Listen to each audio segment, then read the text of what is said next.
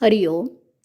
योगदास श्री जयगणेश जोशी यांनी केलेले आत्माराम या ग्रंथाचे हे निरूपण आपण ऐकतोय. अध्याय 2, ओवी क्रमांक 2.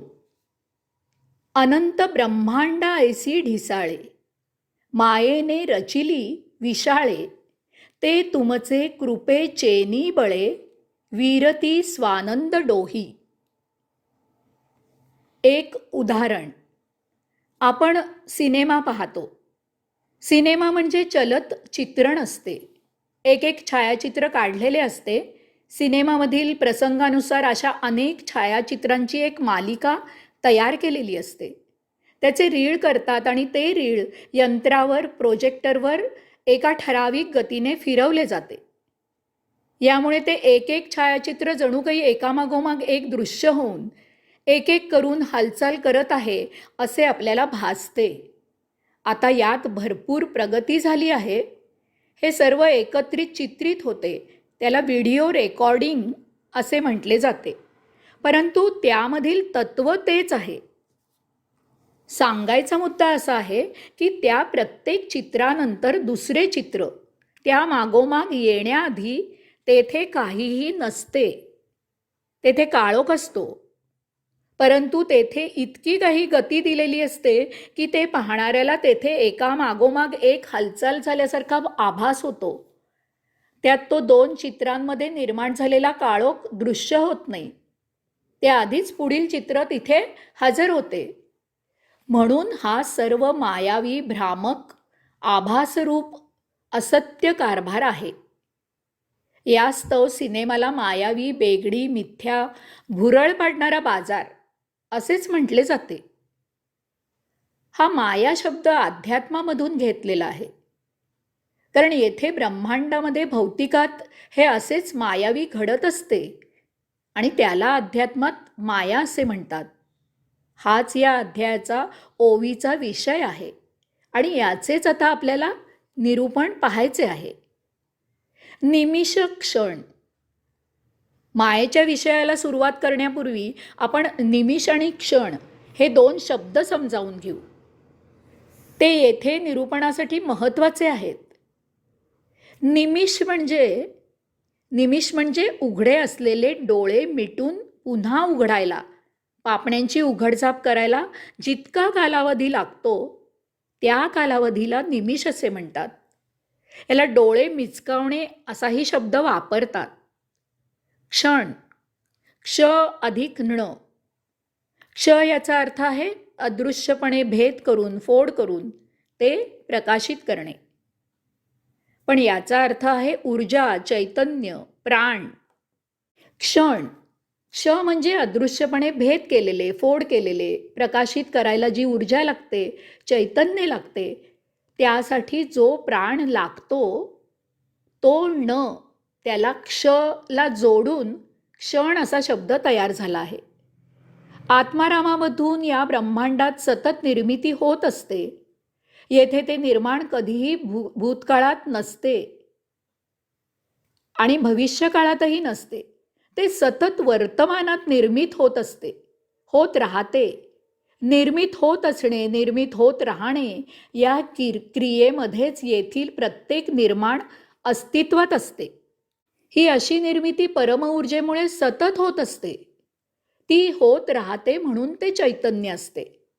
ते प्राण धारण करते आणि त्यामुळे ते आपल्याला दृश्य होत असते, दृश्य होत राहते. हे अदृश्यपणे होत असते, होत राहते. कोणत्याही निर्माणामध्ये एका स्थितीमधून दुसऱ्या स्थितीत जो बदल होतो तो प्रकाशित होतो आणि आपल्याला तो जाणवतो. या सर्व प्रक्रियेला क्षण असे म्हणतात. हा क्षण त्या निर्माणात बदल होण्याआधीपासून बदल होईपर्यंत असतो. त्यामुळे त्याचा एक निमिष इतका कालावधी असतो. यामुळे पुढे निमिष आणि क्षण यामधील सूक्ष्म फरक दुर्लक्षिला गेला आणि निमिष याला समानार्थी म्हणून क्षण हा शब्द वापरला गेला. क्ष अदृश्यपणे फोड करून ती प्रकाशित करतो, तो प्रकाशित करतो म्हणून बीजगणितात जे उत्तर काढायचे असते ते सुरुवातीला क्ष असे गृहीत धरले जाते. नंतर क्ष याचा आधार घेऊन फोड करत गणित सोडवून त्याचे उत्तर शोधले जाते. ते क्ष यामध्ये घालून ताळा जमला की आपले उत्तर बरोबर आहे हे सिद्ध होते.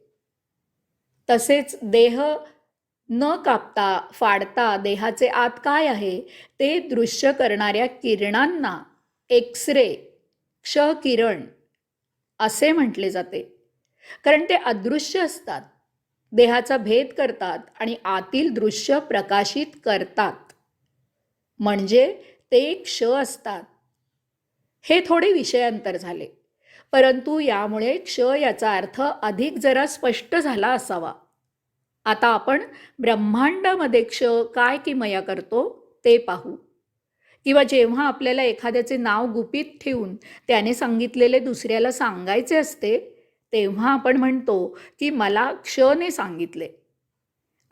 अशा प्रकारे त्या व्यक्तीला अदृश्य ठेवून त्याने सांगितलेले फोड करून आपण ते प्रकाशित करतो.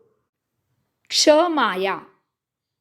आत्मारामामधून ब्रह्मांडामध्ये न म्हणजे परम ऊर्जा, परम चैतन्य, प्राण सतत अव्याहत पसरत असतो. न अदृश्य क्षला जोडला जातो आणि ब्रह्मांडामधील प्रत्येक वस्तूमध्ये बदल घडतो. हा झालेला बदल क्षकडून एक निमिष पकडून ठेवला जातो आणि पुन्हा बदल घडतो. असे अव्याहत सतत सुरू असते. कारण न हा ऊर्जा, चैतन्य, प्राण आहे. यामुळे स्वभावतः ते कधीही स्तब्ध स्थिर असू शकत नाही. यामुळे ब्रह्मांडामध्ये चैतन्य, नाविन्य जाणवते. ते सतत सळसळत असते. ही एक ब्रह्मांडामध्ये नैसर्गिकपणे होत असलेली प्रक्रिया आहे. हा अदृश्य क्ष माया म्हणून प्रसिद्ध आहे. आता सुरुवातीला घेतलेले सिनेमाचे उदाहरण आठवा. ब्रह्मांडात झालेला बदल क्षकडून एक निमिष पकडून प्रकाशित केला जातो.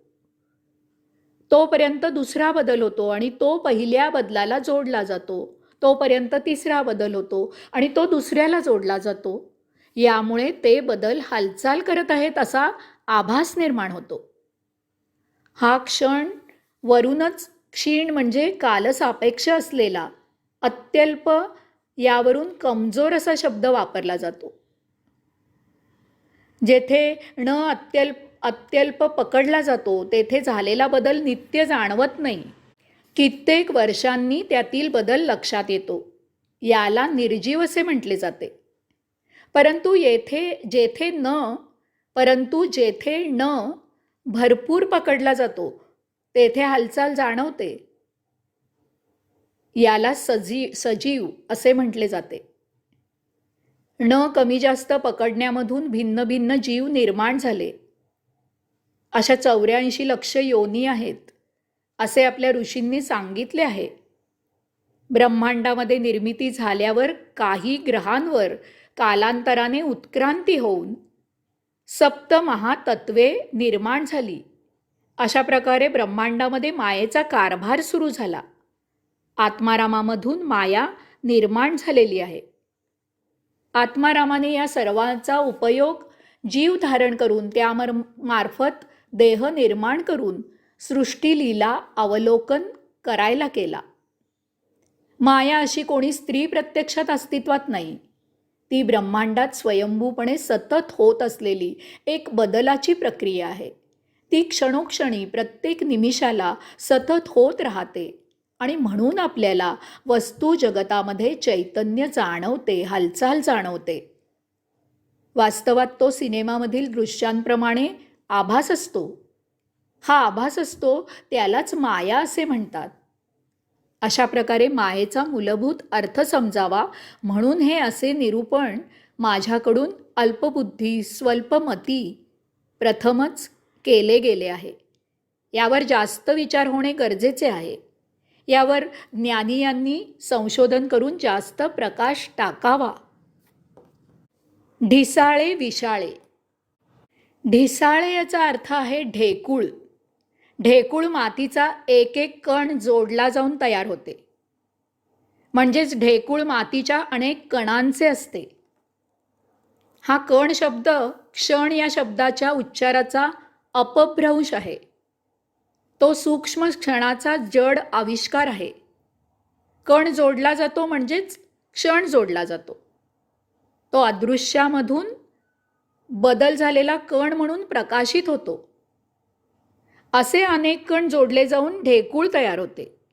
विशाळे याचा अर्थ मातीप्रमाणे अन्य अनेक वस्तूंचे क्षण कण जोडले जाऊन अनेक विश्वे निर्माण झालेली आहेत. याचप्रमाणे विश्वांमध्ये अनेक वस्तुजगत निर्माण झालेले आहे. अशा प्रकारे ढिसाळे विशाळे हा सर्व क्षणांचा मायेचा आभास आहे.